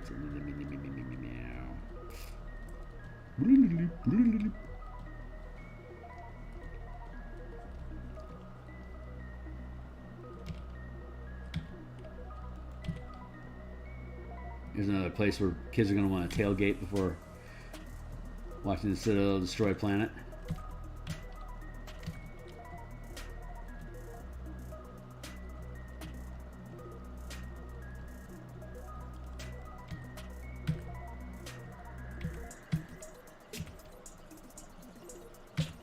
I wonder how this works. Okay, because this, I mean, like I said, we're the logistics and the layout of this place. We pretty much just duplicated what was on the Light of Xaryxis map that they provided for us in the adventure. So this is the general layout of this place.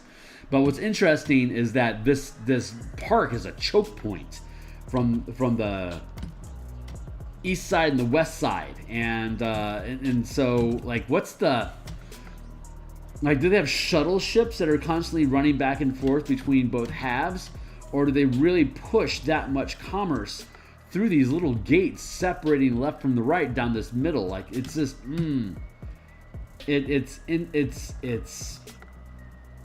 from a civil engineering perspective. And I'm no civil engineer, so shut up, Phil.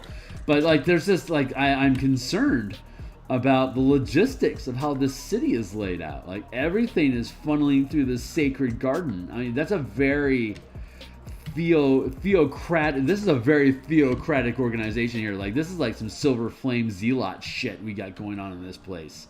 Like for you to force everything in the city to channel through this sacred park is like that is not logical. Unless you specifically want people to be constantly reminded that this is where, like, you would think that they want all eyes on the royalty up here, but no, they really want you to be looking at this central shaft here going up to the actual temple. Like these guys are zealots, man, like ridiculous, like zealots. Like you can't say, boy, the cartographer did this wrong, because this is what got published. This is what it is. And so it's up to the DM to kind of make peace with what it is that we got to work with, and what does that say about the environment and the people, you know, that the characters are going to be interacting with. And like this, it's not that the city is stupid. It's not built wrong. It's just not the way an American would want to build the city. So we have to get ourselves out of our own culture and start imagining, making up what culture would say, this is perfect. This is exactly how we want this place to evolve over thousands of years or whatever. So like there has to be a very sensible reason, so that when you ask a common citizen of this place, it's like, hey, are you guys good with channeling all of your existence through these little gates that lead into this park to get to the other side of the Citadel? And there's only two answers that could be there. Is yes, I don't walk through there, I use the flying shuttle.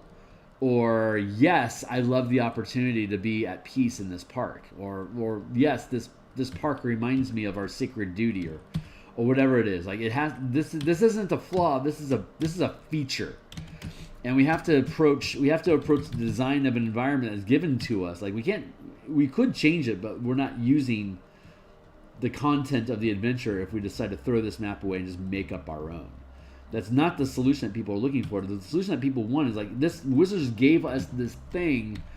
How do we make it make sense for our sensibilities of a modern audience?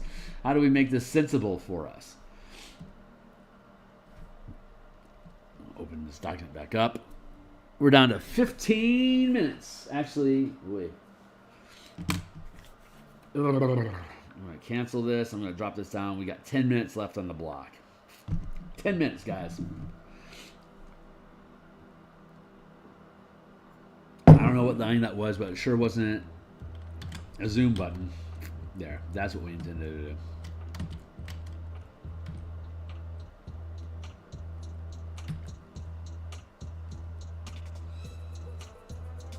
Like, this place has to make sense to the elves. Otherwise, it would not be this way. So you have to really just...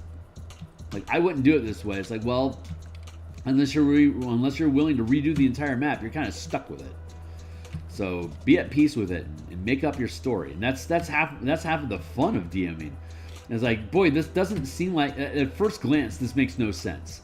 Like, how many things in life are like that? Like, it doesn't make any sense that you would want to have, you know, X million of people living underneath bridges in America, and yet we spend all of our money on warfare. Like, that doesn't make any sense up front until you start creating answers, regardless of how improbable it may be, has to be the truth. Otherwise, it wouldn't be the way it is. And so, like, you could draw a number of conclusions about America if you wanted to. Like, they really feel that if you aren't able to maintain an income, there's something wrong with you and you have failed and you deserve this. So they aren't willing to help people that are down on their luck. Or like, greed runs our government, and the last thing we want to do is create more handouts where people feel like they don't need to do work, regardless of how productive automation is and how little we would actually have to work if we got the wages that we were supposed to be getting. Like, they don't want to think that way. So, like, you have to kind of parse together, like, if something doesn't make any sense, there has to be a larger reason why it is the way that it is, regardless of how cruel or stupid it may seem. If it's something that culture believes, they're going to craft everything around that belief. That's just how sentience works.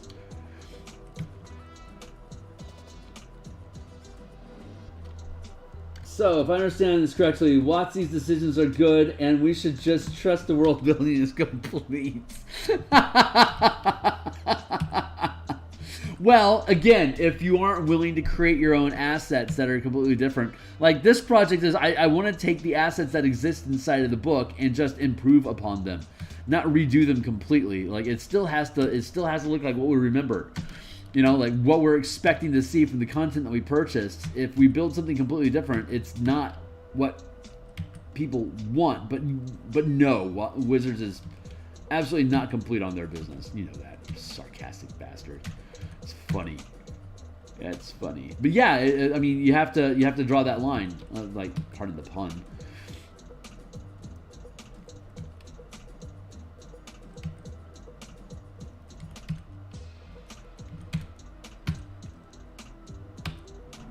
But if this is the map that you're going to show your team, you have to be able to stand behind, like, why is this stuff the way that it is? Anyway, I'm on rants. That probably everyone probably already just automatically knows all that crap, and I'm just spinning wheels.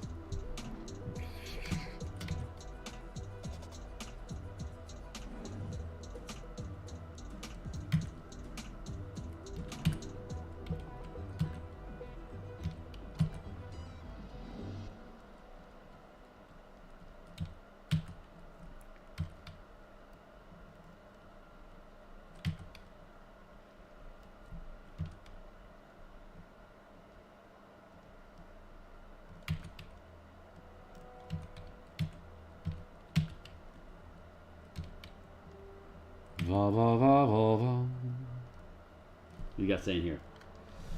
Shuttles back and forth between sides sounds like a cool detail. Yeah.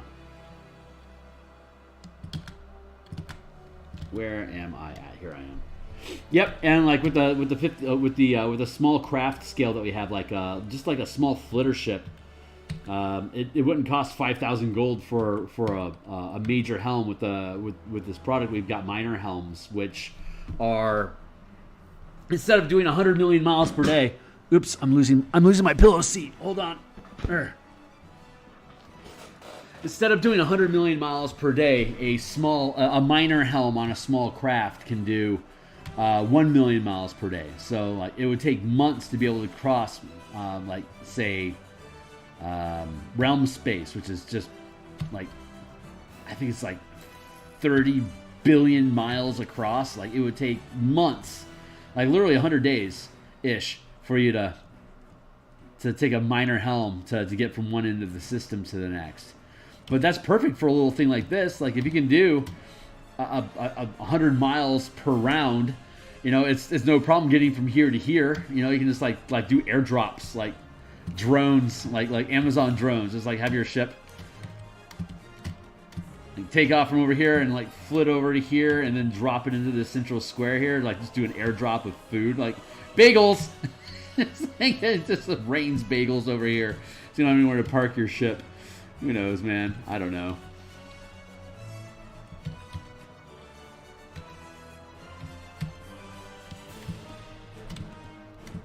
But yeah, I mean, if you have a ton of small craft, it's pretty. I mean, 500 gold for a minor helm, and then like another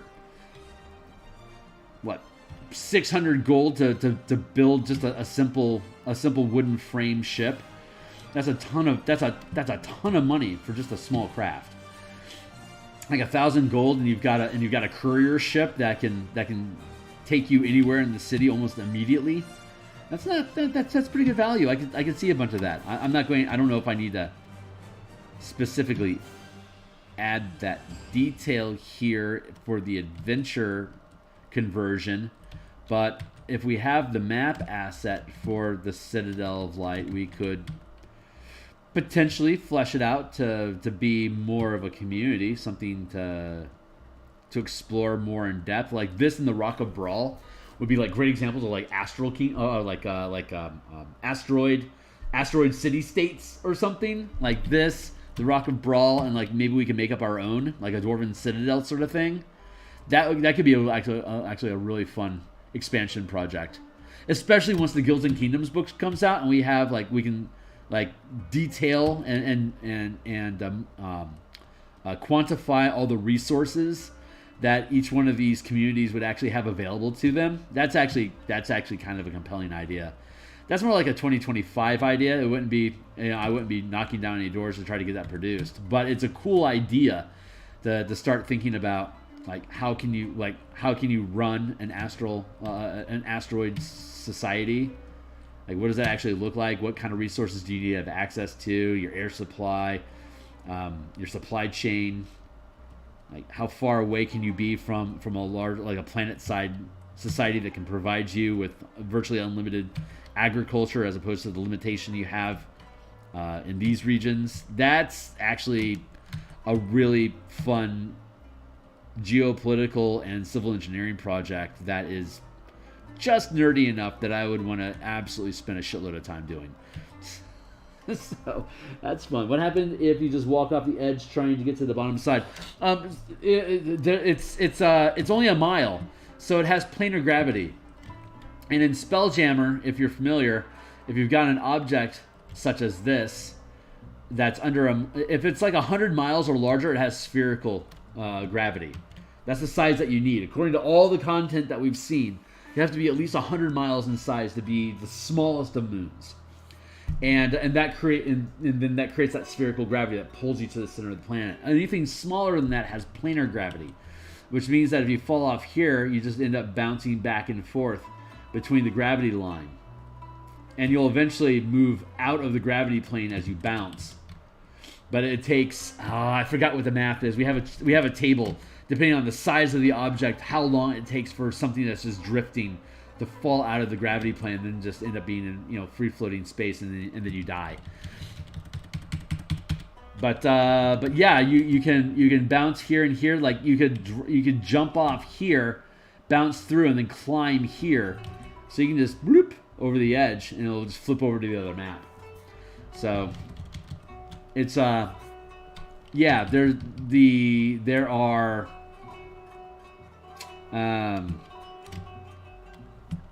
what's the word I'm looking for? It could be a security threat to be able to like be on the underside, like here's the bottom side of the map, right? You can land your ship in the forest here, walk your way to the edge here, jump off in here, and then end up floating here to the Citadel, walk along the edge of the Citadel, climb up the side of the Citadel, and then plant a bomb and blow this thing up. Like, that'd be a really difficult thing for any security force to resolve, but that is how this place looks. Oh, it's 7:56. So yeah, it's super easy to be able to bounce from, like, you could bounce off literally off the edge of anywhere on this entire Citadel, and you would end up on the other side, and you'd be able to walk around almost unchecked here on the bottom half Like you could land in here someplace and trek through. It's not that long of a trek to be able to get to here. And then you bounce to the top side. Now you're in the military complex. Like, you'd have to have a lot of patrols running around on these small crafts, like 15-foot skiffs with gunboats, just keeping patrol along the perimeter, just to make sure that people aren't just bobbing their way into violence. You know, like you'd be constantly like gravity surfing, checking for people on either side of it. Like that is a logistical problem that this type of gravity stuff actually has. That takes a little thinking for a DM to like think about like what's the ramifications of this type of gravity. But you know, if you play in Spelljammer long enough, you start thinking about that stuff.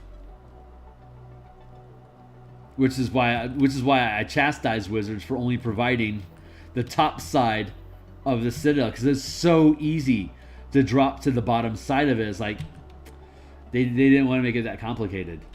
But it's like, but if you actually play D&D, you know that's how complicated players are immediately. Like any player that like spends 15 minutes, like, how am I going to get through this place? Like, what about the underside? Like, that is an obvious question that is going to come up in your game. You have to have a butt side of this thing. They didn't provide it, so that's well, here we are. So maybe I should make this its own little standalone thing.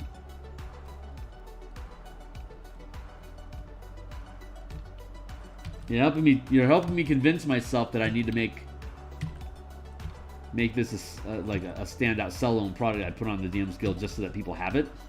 Considering that, you know, it takes months to get from the beginning of the adventure to the Citadel. It's about now that people would start, if they started the campaign in September, this is about when they're going to start getting to the Citadel. This might be the right time for me to drop this product. Oh boy, am I actually going to be dropping a timely product? That's kind of a neat idea. But hey, it's 8 o'clock. I gotta go. So I'm going to save here. When we come back next time, we're going to finish up this stretch here, and then we'll start putting the buildings on top of it. And that'll be tomorrow morning. And let's see, it's 8 o'clock here. I will be back on in 10 hours. I'll be back in 10 hours, and we'll be working on the Eberron Cemetery map for the rest of the night, and then we'll bounce out of here. So thanks a lot for showing up. If you're new, like, subscribe, check out the playlist feeds. Check out my books down in DMs Guild down below to see how I do stuff. And I appreciate you showing up. Thanks so much. See you guys in 10. Bye.